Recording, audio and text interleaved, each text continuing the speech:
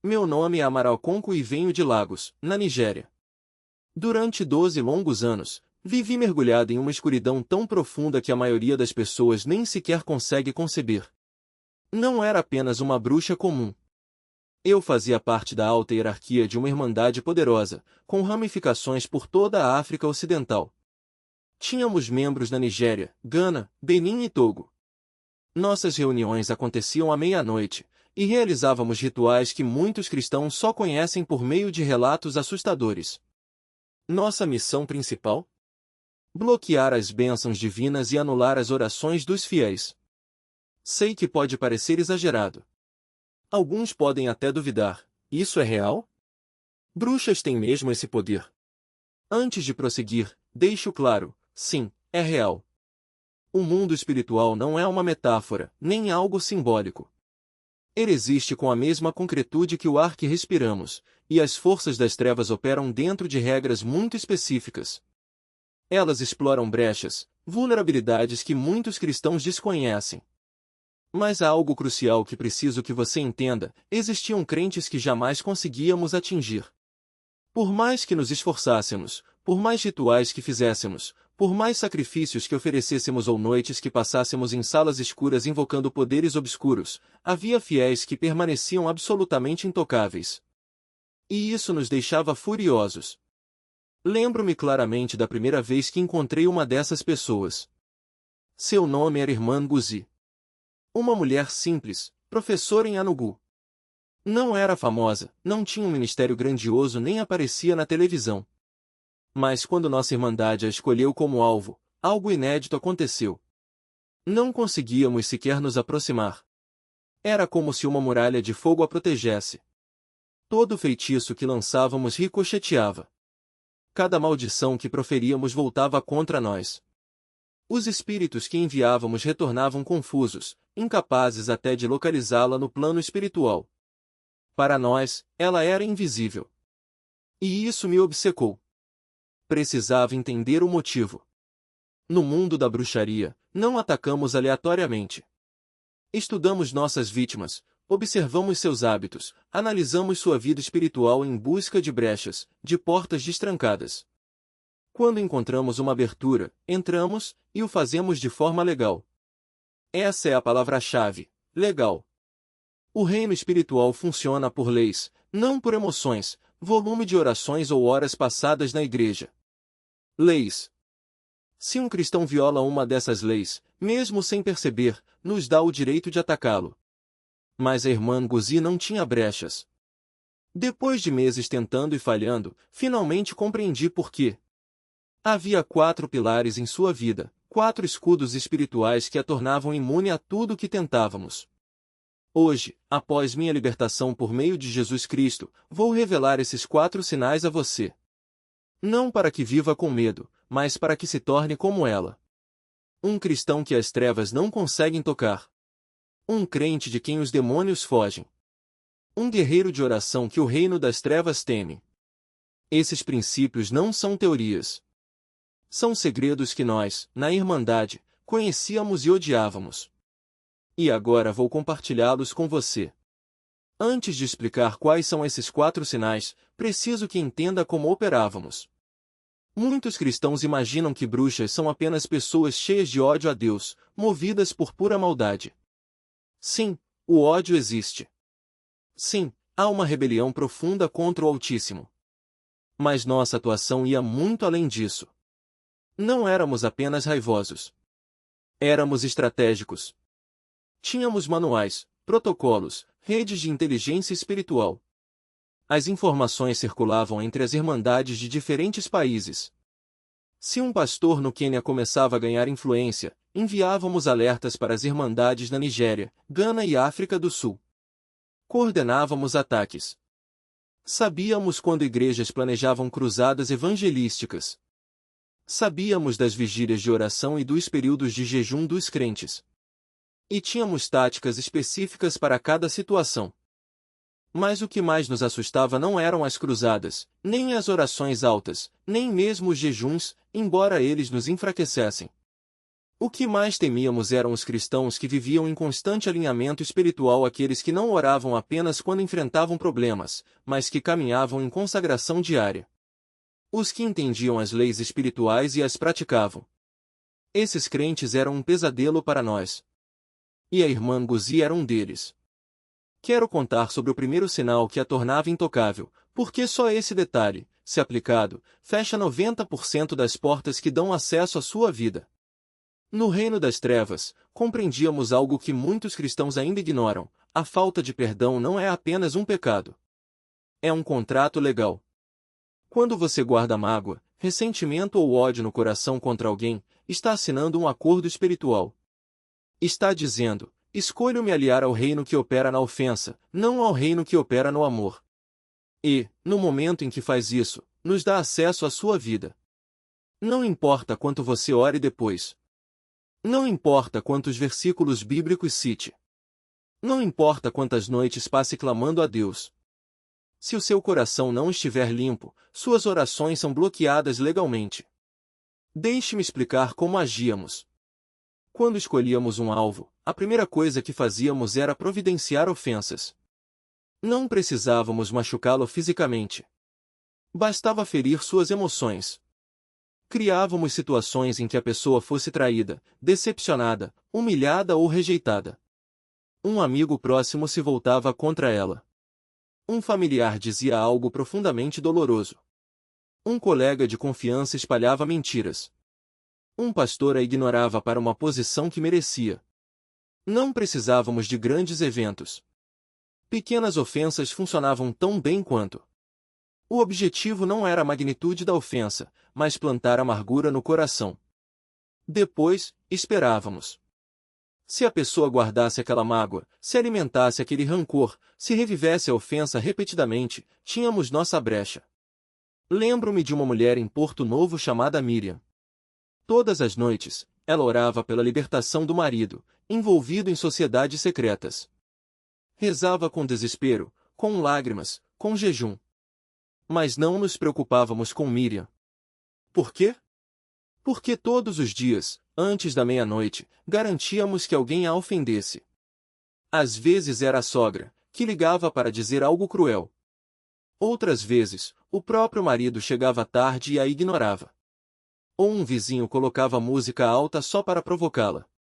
Miriam orava, mas seu coração estava dividido. Sua boca dizia uma coisa, mas seu espírito concordava conosco. O Espírito Santo apontou para a graça e disse: há algo em sua vida que não pertence ao reino de Deus. Algo que você carrega consigo, que está abrindo uma porta para o inimigo. Você precisa se desvencilhar disso agora. Graça ficou paralisada. Seu coração disparou. Ela sabia exatamente do que o profeta estava falando. O colar. Aquele que sua avó lhe dera, que ela usava como um amuleto de proteção, sem jamais questionar sua origem. Naquela noite, em seu quarto, ela segurou o colar entre os dedos, tremendo. Lembrou-se das palavras da avó: isso vai te proteger, minha filha. Nunca tire. Mas agora, diante da revelação, ela entendeu que não era proteção, era uma maldição disfarçada. Com lágrimas nos olhos, Graça ajoelhou-se e orou: Senhor, eu não sabia. Perdoa-me por ter carregado isso. Eu renuncio a qualquer ligação com espíritos estranhos. Quebro toda aliança feita através deste objeto. Em nome de Jesus, eu o rejeito e o entrego ao fogo. No dia seguinte, ela levou o colar a um pastor de confiança e o queimou em um ato de libertação. E então, algo extraordinário aconteceu. No mesmo mês, um cliente que havia desistido do contrato voltou atrás. Uma dívida antiga foi quitada inesperadamente. Uma oportunidade de negócio que parecia perdida se concretizou. Graça não conseguia acreditar. Ela havia orado por anos, sem resultado, e agora, em poucas semanas, tudo mudava. Não porque Deus tivesse mudado, mas porque ela havia fechado a porta que o inimigo usava para bloquear suas bênçãos. Mas não são apenas objetos físicos que abrem portas. Palavras também têm poder espiritual. Uma maldição proferida sobre uma família, uma aliança feita em segredo, até mesmo uma promessa feita a um espírito, tudo isso cria brechas. Eu vi cristãos sofrendo por décadas por causa de um juramento que seus avós fizeram em um terreiro, sem que eles soubessem. O inimigo não precisa de muito. Basta uma pequena abertura, uma palavra dita em um momento de raiva, um objeto guardado por superstição, e ele tem acesso legal. Há alguns anos, trabalhei em um caso no interior do Brasil. Uma mulher chamada Marta, devota, líder de louvor, orava todos os dias por sua família. Mas seu marido, João, vivia doente. Fraqueza constante, dores inexplicáveis, diagnósticos que não faziam sentido. Os médicos não encontravam causa, mas nós, no reino espiritual, sabíamos exatamente o que estava acontecendo. Anos antes, João havia feito um pacto com um espírito de prosperidade em troca de sucesso nos negócios. Ele não contou a Marta, mas o pacto incluía uma cláusula: se eu quebrar minha palavra, minha saúde será tomada. E agora, mesmo depois de se converter, ele ainda carregava o peso daquela aliança. Quando Marta descobriu, ficou arrasada. Mas em vez de se desesperar, ela fez algo poderoso. Ela se posicionou em intercessão, quebrando em voz alta toda a aliança feita por seu marido, mesmo sem o consentimento dele. Ela declarou: em nome de Jesus, eu quebro toda a maldição de doença sobre João. Eu anulo todo o pacto feito no passado. Eu declaro que ele pertence ao Senhor e que nenhuma doença tem direito sobre ele. E então, algo surpreendente aconteceu. Naquela mesma semana, João começou a melhorar. Os exames voltaram limpos. A fraqueza desapareceu. Mas por que isso funcionou? Porque Marta não apenas orou, ela fechou a brecha. Ela usou a autoridade que tinha como esposa e como filha de Deus para cancelar o que havia sido estabelecido no reino espiritual. E isso nos leva a uma verdade crucial: você não pode orar efetivamente se não estiver disposto a fechar as portas que o inimigo usa para atacar você. Muitos cristãos vivem em ciclos de oração sem resposta porque não fazem a parte deles. Oram por cura, mas continuam alimentando amargura. Oram por prosperidade, mas mantêm objetos de feitiçaria em casa. Oram por libertação, mas não quebram as alianças do passado. E então se perguntam: por que Deus não me ouve? A resposta é simples: Deus ouve, mas o inimigo tem permissão legal para bloquear suas orações enquanto houver brechas em sua vida. Então, antes de terminar este ensinamento, quero deixar uma pergunta para você: o que está em sua casa que não deveria estar? Pode ser um objeto, uma lembrança, até mesmo uma música ou um filme que você sabe que não agrada a Deus. Não espere até que o inimigo use isso contra você. Limpe sua casa hoje. Quebre maldições, renuncie a alianças, perdoe ofensas. Porque quando você faz isso, você não está apenas se protegendo, você está desarmando o inimigo e abrindo caminho para que suas orações sejam respondidas. E lembre-se, o diabo não tem poder sobre um cristão que vive em santidade e vigilância. Mas ele sempre procurará uma brecha. Sua missão é garantir que ele não encontre nenhuma. Em jejum, em adoração, em declarações de fé. E não era apenas pela manhã. Durante o dia, ela mantinha uma conversa constante com Deus, como se estivesse respirando. À noite, antes de dormir, ela orava novamente, cobrindo sua família, sua casa, seus sonhos com o sangue de Jesus. Não havia intervalos. Não havia brechas. E por isso, o inimigo não conseguia se aproximar.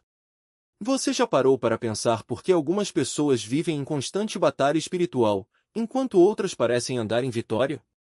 Não é porque Deus ama mais um do que o outro. É porque algumas entendem que a oração não é um recurso de emergência, é um estilo de vida.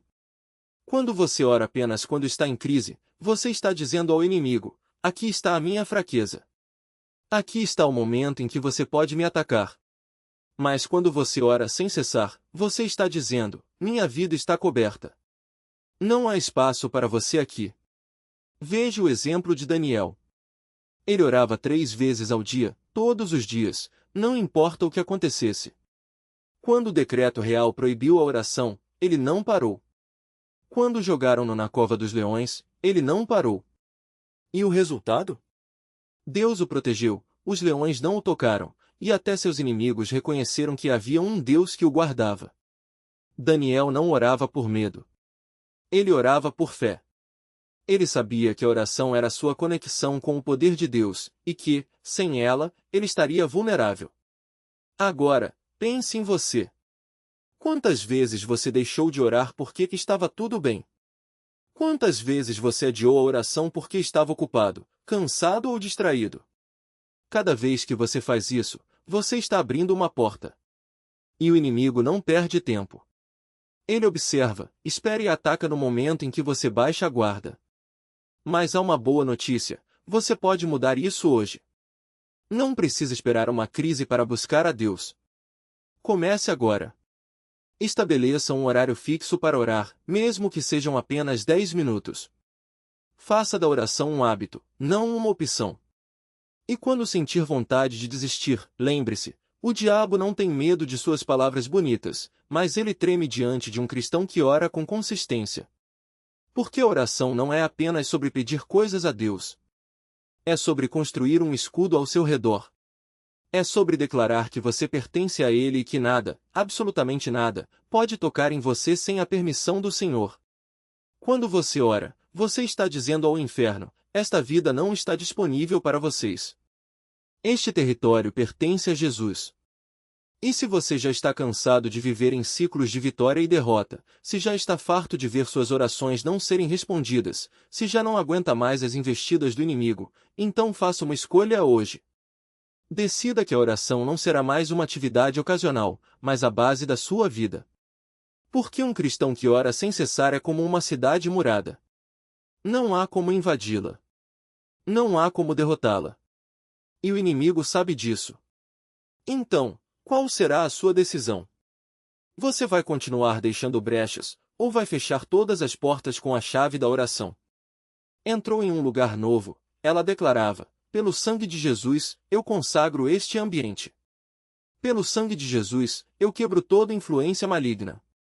Pelo sangue de Jesus, eu estabeleço a presença de Deus aqui. E não era apenas uma frase repetida por hábito. Era uma declaração de guerra espiritual, um selo de autoridade que ela entendia profundamente. Sistema Gozzi sabia que o sangue de Jesus não era um amuleto ou uma fórmula mágica. Era uma aliança viva, um pacto eterno que ela renovava a cada dia. Ela não esperava sentir nada de especial ao pronunciá-lo. Não buscava emoções ou sinais visíveis. Ela simplesmente acreditava na palavra de Deus e agia com base nela. E essa fé inabalável era o que tornava suas declarações tão poderosas. No reino espiritual, quando um cristão aplica o sangue de Jesus com convicção, algo sobrenatural acontece. As forças das trevas não têm resposta para isso. Elas podem tentar resistir, podem enviar seus espíritos mais violentos, mas o sangue de Jesus é como um fogo consumidor. Ele queima, destrói e expulsa tudo que não pertence ao reino de Deus. Foi isso que eu vi acontecer na vida de Sistema Gozzi. Cada vez que ela declarava o sangue, era como se uma muralha de fogo se erguesse ao seu redor. E nós, no reino das trevas, não tínhamos como atravessar. Mas não era só ela. Eu vi isso acontecer com outros cristãos que entenderam esse princípio. Lembro-me de uma mulher na Nigéria que estava sendo atormentada por pesadelos. Toda noite, ela acordava assustada, sentindo uma presença maligna em seu quarto. Ela orava, jejuava, lia a Bíblia, mas os pesadelos continuavam. Até que um dia, ela ouviu um ensinamento sobre o poder do sangue de Jesus. Naquela mesma noite, antes de dormir, ela declarou: pelo sangue de Jesus, eu quebro todo o poder de pesadelo sobre a minha vida. Pelo sangue de Jesus, eu consagro a minha mente, os meus sonhos e o meu sono. Pelo sangue de Jesus, eu ordeno que toda influência maligna saia daqui agora. E sabe o que aconteceu? Naquela noite, ela dormiu em paz. E nas noites seguintes também. Porque o sangue de Jesus não é apenas uma teoria. É uma realidade espiritual que opera quando é aplicada com fé. Agora, você pode estar se perguntando: como eu faço isso na prática? É simples. Não precisa ser complicado. Você não precisa de palavras rebuscadas ou rituais elaborados. Basta falar com fé, declarando a verdade da palavra de Deus sobre a sua vida. Por exemplo, antes de sair de casa, pelo sangue de Jesus, eu cubro a minha família, a minha casa e a minha jornada hoje. Quando enfrentar uma tentação, pelo sangue de Jesus, eu quebro o poder dessa tentação sobre mim.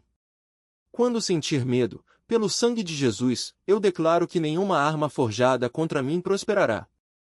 Antes de dormir, pelo sangue de Jesus, eu consagro o meu sono e ordeno que toda influência maligna saia daqui. O segredo está na consistência. Não é uma vez ou outra. É todos os dias. É transformar isso em um estilo de vida, assim como o sistema Gozzi fez. Porque o sangue de Jesus não perde o poder com o tempo. Ele é tão eficaz hoje quanto foi no dia em que foi derramado na cruz. A diferença está em quem o aplica. E aqui está a verdade que muitos cristãos não entendem: o inimigo não tem medo de você. Ele não tem medo das suas orações genéricas ou das suas palavras vazias. Mas ele treme diante do sangue de Jesus quando você o declara com autoridade. Porque ele sabe que, naquele momento, você está operando na mesma autoridade que Cristo lhe deu. E contra isso, ele não tem defesa. Então, se você quer viver uma vida intocável, se quer ser como o sistema Gozzi, como Davi, como Daniel, comece hoje. Não espere até que o problema chegue. Não espere até que a batalha comece. Aplique o sangue de Jesus agora. Cubra a sua vida, a sua família, os seus sonhos, os seus planos. E faça isso todos os dias. Porque quando você vive sob o sangue, você vive sob a proteção de Deus. E contra isso, o inferno não pode prevalecer. Forgive my enemies who sought to destroy me. E release them all into your hands, Lord. From this day forward, my heart is clean. E refuse to carry offense, for I know that a bitter heart is an open door to the enemy. E choose to walk in love, in peace, and in the freedom that Christ has given me. Second, e declare that my home is a sanctuary for your presence. E renounce and break every ungodly tie, every hidden idol, every object of compromise that has given the enemy legal access. E command every spirit of darkness to leave my home right now, in the name of Jesus. E dedicate my house, my property, and everything within it to you, Lord. Let your fire cleanse every corner, and let your peace reign in every room. Third, e commit to a life of consistent prayer. You will not wait until trouble comes to seek your face. You will pray daily, covering myself, my family, and my future with your protection. E declare that my prayer life is a shield that the enemy cannot penetrate. You will stand in the gap, interceding for those around me, and you will not grow weary in doing so. Fourth, e apply the blood of Jesus over every area of my life. E plead the blood over my mind, my body, my spirit, my family, my finances, my health, my dreams, and my destiny. E cover my home, my car, my workplace, and every place e go with the blood of the Lamb. E declare that no weapon formed against me shall prosper, no curse shall have power over me, and no evil shall come near my dwelling. The blood of Jesus is my ultimate protection, and by it, I am untouchable. Father, I thank you that these forces are now activated over my life. I thank you that I am no longer a target for the enemy. I thank you that you walk in the authority of Christ, covered by his blood, and empowered by your spirit. From this day forward, you will live as a person who is impossible to curse, impossible to touch, and impossible to defeat. E declare that the kingdom of darkness has no power over me, for I am hidden in Christ. And now, Lord, I ask that you seal this prayer with your power. Let it be established in the spirit realm. Let every assignment of the enemy against me be cancelled. Let every curse be broken. Let every chain be shattered. And let your angels encamp around me, guarding me in all my ways. E receive this protection by faith, and you walk in it from this moment on.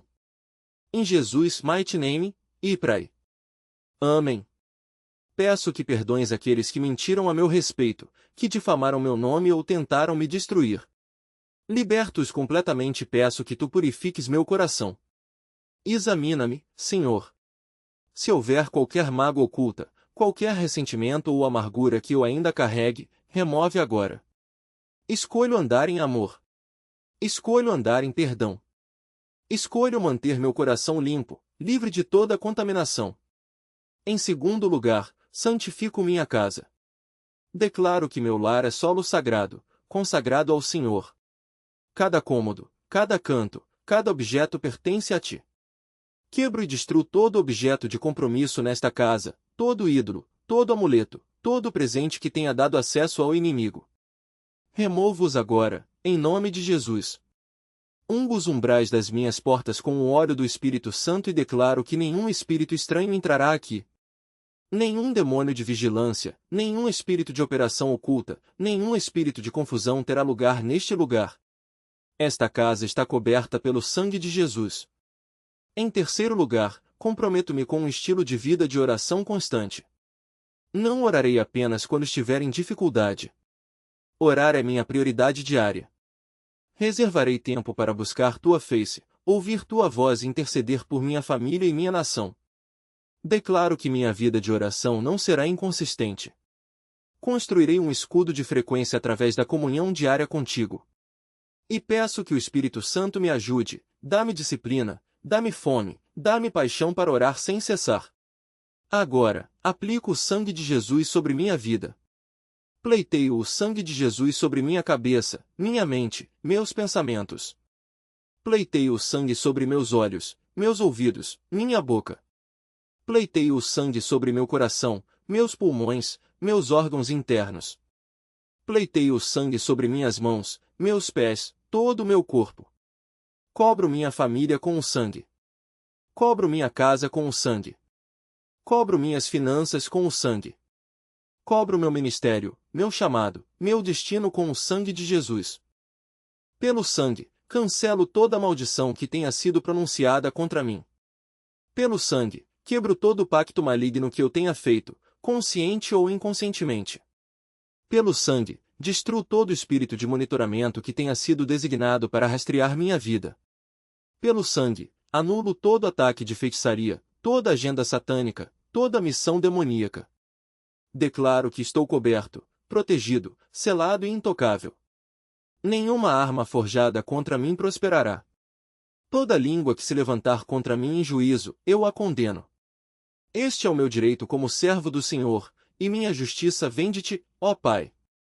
A partir de hoje, declaro que ando nos 4 sinais de proteção. Sou um cristão que os demônios temem. Creio que aquilo que é impossível para o homem é possível para Deus. Sou filho de Deus, coberto pelo sangue do Cordeiro, e nenhuma potestade das trevas tem autoridade sobre minha vida. Em o poderoso nome de Jesus Cristo, eu oro. Amém.